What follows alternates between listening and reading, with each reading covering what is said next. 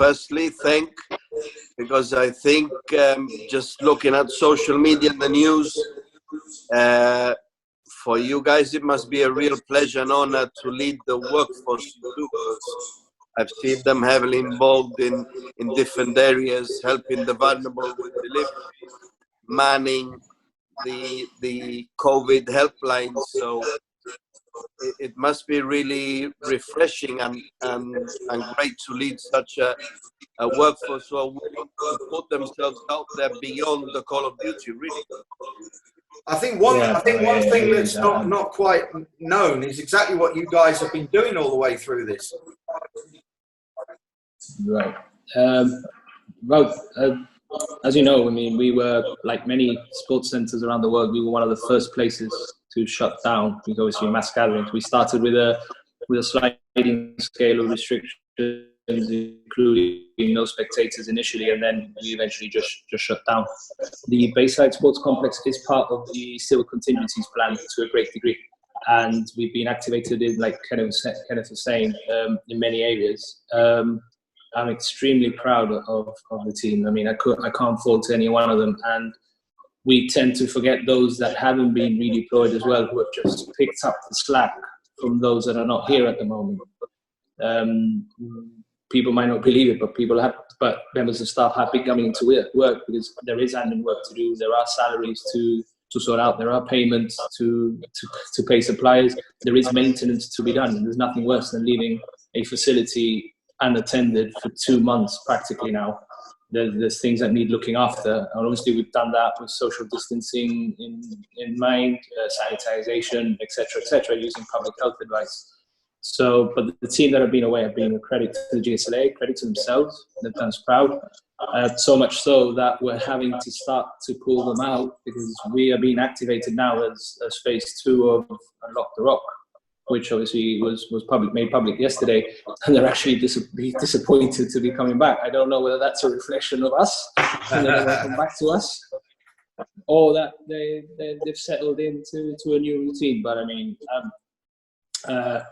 social media, I'm a firm believer that you don't need to praise people publicly too often, because you need to do it in a way that they actually think that it's genuine. Nowadays, social media is being used for every little thing that happens, and people tend to put both self-gratification more than anything sometimes. But I think on this occasion it was very justly deserved. And I mean, I asked them last year to step it up for the Island Games, and boy, did they deliver last year.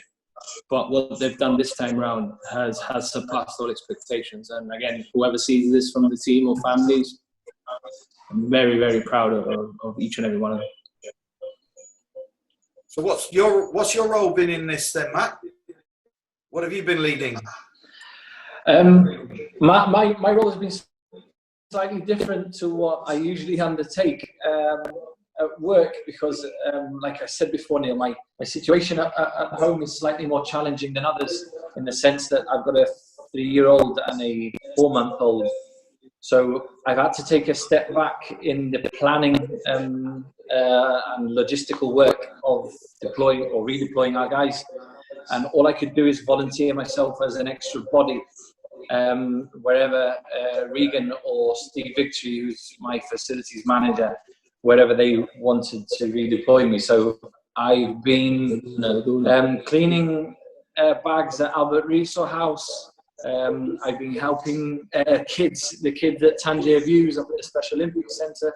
So you name it, I've really been doing it where and when possible. And for that, I thank Regan and Steve, because not only have they worked around my family arrangements, they've considered most employees where and when possible their situation at home, and just tried to maximise their free time accordingly. So yeah. That's good to hear. Good to hear. So I mean, we know what the plans are, they're written down, but in layman's terms, what's coming back online first? I mean, if you check the document, it wasn't easy to choose the sports, but and the way we're bringing seniors back before juniors is probably contradictory to every theory about sports there is. Grassroots is what you need to look after first and foremost from a sporting context. But when you're looking at the situation we're facing now, whatever plans we're putting into place, I mean, for sport and for anything else, they need to align with the holistic plan. So you can't bring children back into sport before they're back in school, for example. We need to assess what the effect of putting children back in school is on the wider community in terms of infection spikes, hopefully not, before bringing them back. So everything is done with an idea of releasing some variables, assessing, reviewing, and if everything seems fine, then you relax a bit more, and so on. Like the document sort of like explains for the wider community, not just us. We've tried to bring back sports that are easy to self-contain because they've got their own premises off-site from Bayside, and sports that we can, two in particular that we can keep around Bayside. I mean, athletics and badminton are in the document because of the nature of what they do. Social distancing is easier to do across a badminton net, for example. But even within that, there are challenges of cross-contamination with a shuttlecock, for example. Tennis, likewise with a tennis ball. And we need to mitigate everything with sanitizing, strict hygiene protocols, that sort of thing. Associations, I wrote to associations a few days back, and then yesterday in more detail after the publication of the document. And we will be running spot checks. We will be running spot checks away from Bayside. And if they don't comply and they don't amend, we'll have to, my advice to Public Health Gibraltar will be to shut them down, because there is a bigger picture here. There's potentially lives at stake, and we can't take any shortcuts. No, absolutely not. That's why, I mean, this week or the end of last week, when the GFA announced that the season would be null and voided, I mean, I think it was a correct decision. But that is one of the main things. I mean, if you look internationally, the infrastructure, the amount of checks that has to be put in place, at the end of the day, we can't afford to, and football-wise, 70% of our players come from across the border. Anyway, so what you're gonna, I mean, the Bundesliga, the players have been housed since last Saturday in a separate hotel, and they kick off tomorrow. How can anyone realistically explain or expect in a league which doesn't provide any value to the economy to have the taxpayer funding all these checks and balances? And like I said, I think it was the only decision that could be taken. I think it was inevitable that single individual sports were going to be brought back first. Yeah, absolutely. I mean, and the way we've done it, we had a sports council, a Zoom sports council meeting as well last week, and we've informed those of team sports who are going to be more affected the world over, not just in Gibraltar. I mean, Gibraltar is a reflection of what's happening everywhere else in terms of the sporting context. That they would be the last ones to resume what is their competitive side of the sport. Two have already taken the decision. I mean, Kenneth mentioned the GFA and rugby to name their champions. Well, no, actually, not one. Then just now avoided it. The rugby to name the champions. There's other team sports that will have to take a view on what they do and how they finish their seasons, or whether they, given that we have time and they don't have, most of the others are amateurs, all of them are amateur sports. They don't have the pressure of contracts or anything like that over their heads. They can ride it out for as long as they feasibly want to ride it out, and maybe finish the 2020 season in December if they wish to do so. So they have no added pressure to finish the season. The issue is getting kids back involved. So we're already working with them, because there are certain elements of the activities that can be restarted, not now, but within the next phase, or maybe in 6 weeks' time if everything goes to plan and everything, fingers crossed, there is no spike and everything seems to be going as well as it has been up to now. There are elements of skill work and fitness work that can start with seniors and junior teams, as long as social distancing guidelines are observed, there's proper sanitization, and there's proper screening when we can. So I mean, it's a slow process. It will be a very slow process, a process that could be halted at any moment. And I mean, credit to the associations. They've conducted themselves well in terms of you've probably seen them online, doing online sessions with their juniors, many of them, that sort of thing. and they've been very receptive to what it is that we're trying to do. I mean, from my emails this week, all we get back is positive feedback. I mean, they're all chomping at the bit to get going, and if by doing things properly that brings them back sooner, then I mean, our sports people are well versed in what they do. They're a good bunch. They're a responsible bunch. They know what they're doing. So credit to them as well. I think it's just worth adding as well that it's unfortunate. Well, it's unfortunate for them, but that the sports that are most impacted and that will probably be phased in last by the stats and our membership numbers, they're our biggest sports.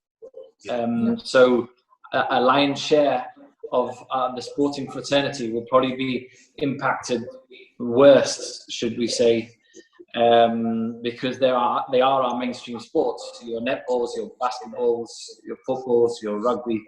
But like Regan said, everyone has been so cooperative and understanding. So hats off to them. Yeah, just one final thing on the sports field, if I may. We need to remember that many of them are amateurs and they've been asked to submit a proposal, and the level of detail that they've gone into within a space of 24 hours and the quality of the proposals that they've submitted is fantastic. I mean, some have even gone, I mean, the shooting discipline, for example, without giving away too much, have actually gone as far as stopping cash transactions for the buying of ammo. If you're not prepaid before you go, or you don't do it in that step, you're not shooting, because they are eliminating that element of risk as well. So these are people who don't do this for a living. These are guys who've got 9 to 5 jobs, whatever that means nowadays, but they've done it. And in terms of your other question, the over 70s, we filmed with Michelle Turner from the Sports Development Unit and PAMOA, the Physical Activities Association for Mature Older Adults, which is a mouthful. Loads of sessions aimed at under 70s and over 70s, chair exercises for the over 70s so that they can be done at home. It's very important that even if they are in lockdown, they get their blood flowing, because when they go out, it could be worse, as has been well documented. So yeah. Just one point. I mean, it's a small point, but will the cafeteria open in any shape or form? Because you're going to do your exercise, you're probably going to need to buy some water or anything. Is it going to come back online very slowly, or does that have to wait till the last? I mean, they'll have to open in line with the criteria for other establishments around Gibraltar, which I think is a couple of phases down the line, if I'm not mistaken.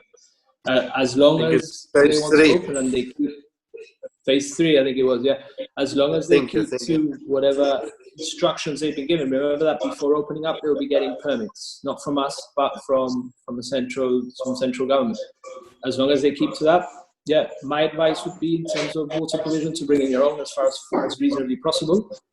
But I mean, businesses do need to start up, as we well know, and if they've got a permit, it's because they're doing things right, and so why not? I mean, I miss my coffees in the morning down there as well. So, were you asking on behalf of a friend too? Okay. Anyway, guys, it's been nice to talk to you, and thanks for telling us and explaining the situation. Yeah, right. It's Matt, and it's just thanks for what you're doing, guys, as well. It's an interesting program. I've seen all of them. It's a good insight from different angles of what people are going through, and an insight for the future as well. So thanks a lot. No, Regan was mentioning it today that these Zoom meetings might become or form part of our future. And if I can just add that even when we do resume normality, I'd very much encourage you to pursue this initiative, because like Regan said, I'm thoroughly enjoying it, and I've watched all 4 programs, and long may it continue.